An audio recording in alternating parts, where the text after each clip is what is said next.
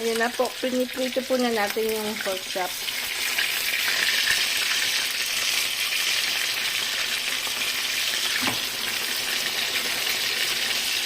Pangalawa na po to, kaya medyo, ayan po.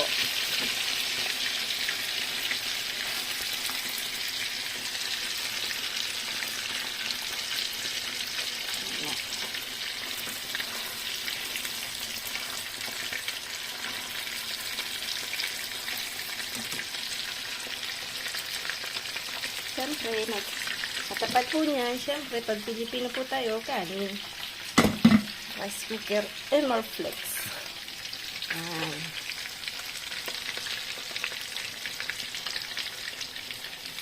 Gagawa po tayo ng sausawan. Ayan.